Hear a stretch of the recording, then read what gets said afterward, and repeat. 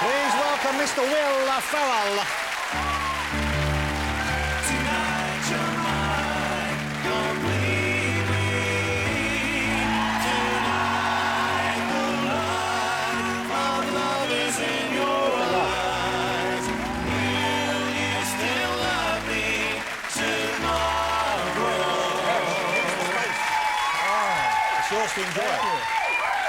Isn't it lovely to have Will Ferrell here, a proper comedy movie star? Thank you for coming on the show. I love your couch. God bless you. Well, Yes. thank you very much indeed. How much is it? Apparently it costs £4,000. I just told him where. 4,000. Did we get a deal, do you think? Or? No, I don't. I'm not interested. You wouldn't buy that? Yeah.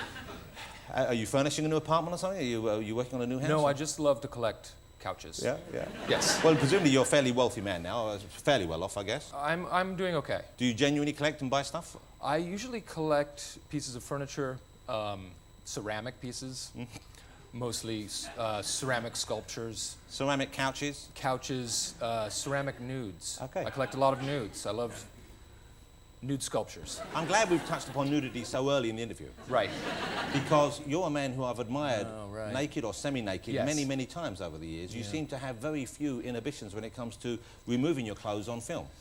Yeah, well, my daddy taught me, give the people what they want. Yeah. When you have this kind of physique, it's kind of your public service to give back to the people. That's the thing which I admire most, though, because you're clearly out of shape. I mean, you're not a fit man by any stretch of the imagination.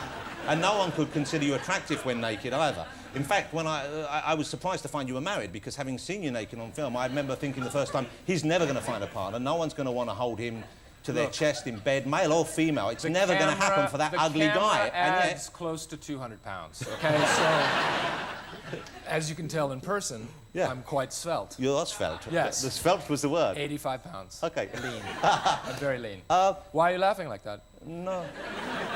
Just a cough. Okay. It's just a little, it's a nervous tick. Now we've discussed your nudity, I've become quite hot now for some reason. I have too. Well, I got hot when I was kissing Julianne. Yeah, now what was that about? Was that, do you know each other? We do now. Yeah. Just look at you've got a smoother operator who's moving in, now you're out the room. Really? He was just, Oh, for goodness sake. he'll be, look at that! He'll be all over like a rash in half an hour. She told me as soon as I kissed her, she said, I'm over you. That's what.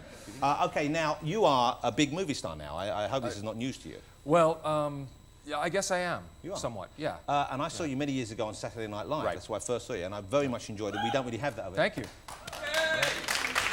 You know what I like there is that smattering of polite applause. Yes. Let's face it, that's all it was. One person whoop. I'm imagining that was an American. Was that an American who Are whooped? you an American? A London? Yes. Yeah, So okay, take well, that, Jonathan Ross. Well, never mind that. Why don't you behave like a f***ing Londoner then, and not behave, no offence meant, but like an ignorant American? You know what I'm talking about there? Now I do, yes. Here's the thing. In your movies, sir, you often play a similar kind of character.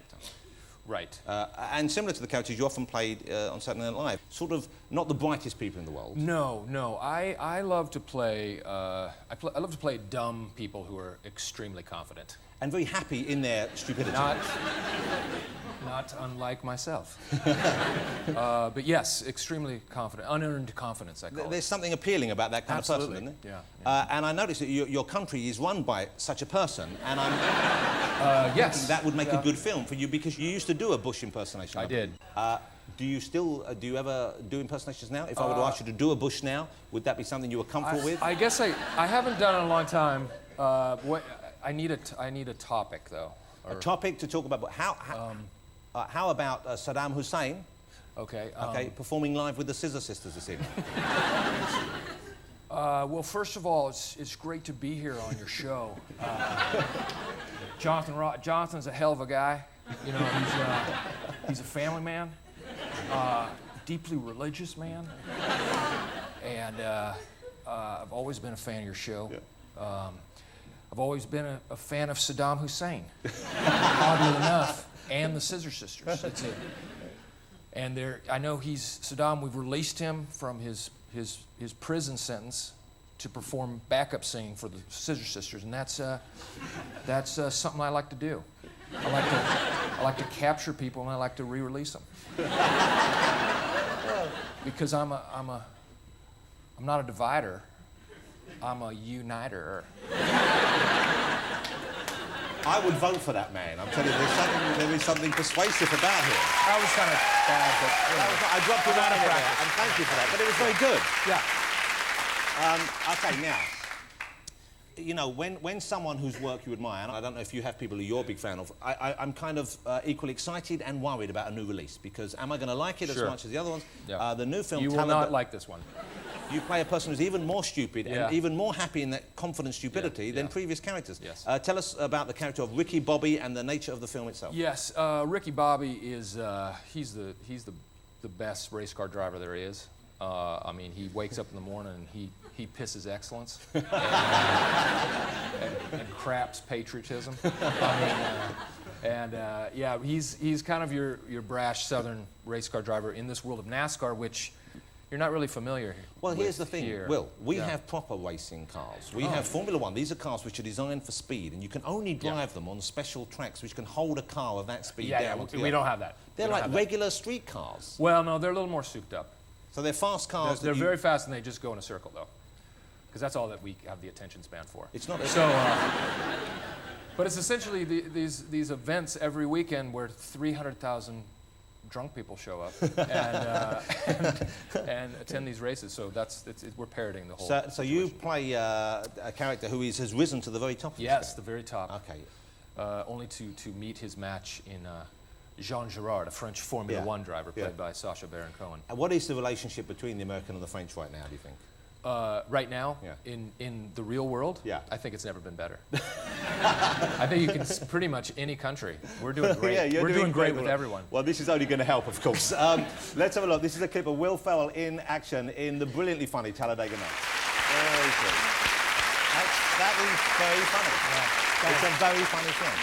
Now, here's the thing. Will's such a big star now that when they pitched this movie, apparently you didn't have a script. Is this right?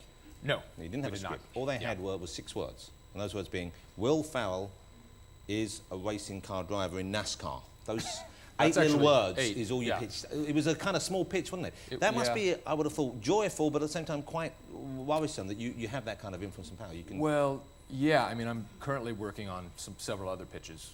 Will Ferrell as a drunk sea captain. Okay. That's 7 words.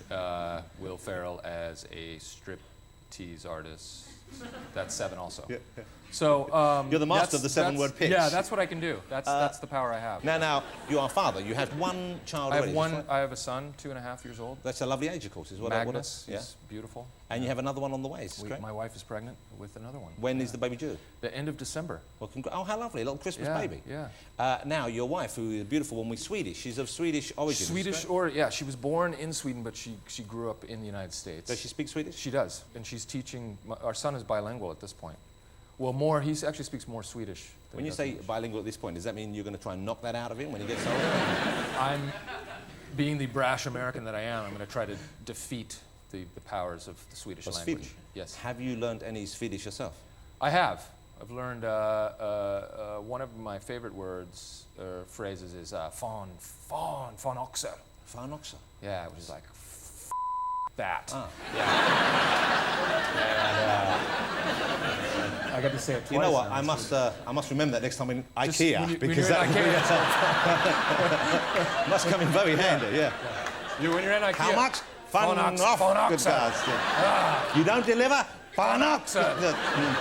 Hey, you ever been to IKEA? I have. What do you think of IKEA? I think it's, you know what? It's kind of shitty. Well, is that the worst question you've ever been asked on a talk show? What do you think of IKEA? Even I'm a little bit ashamed of that, and I've got no shame left. Well, what I meant to say, of course, and I got confused, have you been to Sweden? That's what I meant to say. And it's easy to see where the confusion came from. I'll answer both. I've actually been to an IKEA in Sweden. What?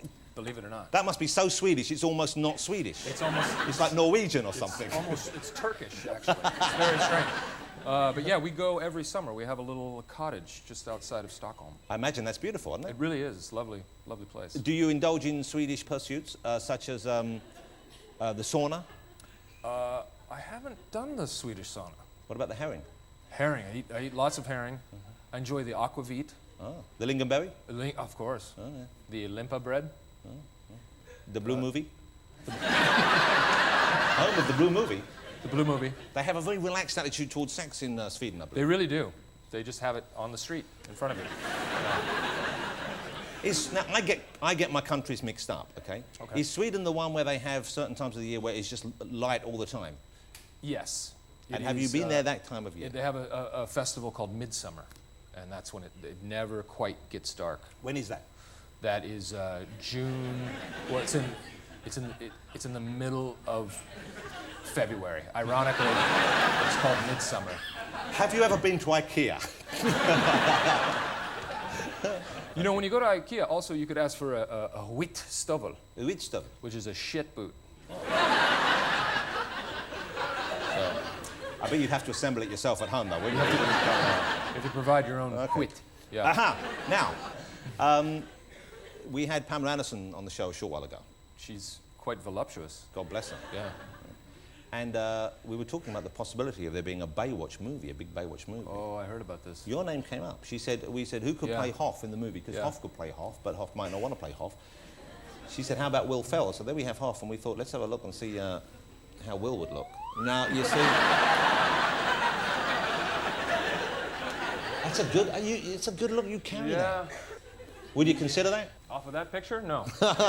You know who you look like there, if you don't mind saying? Lee Majors. Really? You look like the $6 million man. He actually came to the LA premiere of Talladega Nights. Wow. And his arm fell off. All these wires came out. I know you have to go because you told me before that you always like to masturbate about this time in the evening. This is, what time is it? Ooh, Jesus, I'm late.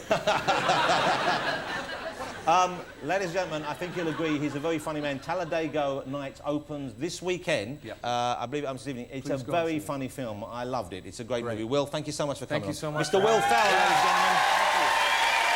Thank you, Will. God bless you. Thank you so much. Thanks so much. It was fun. Well, thank you. Sorry about the idea.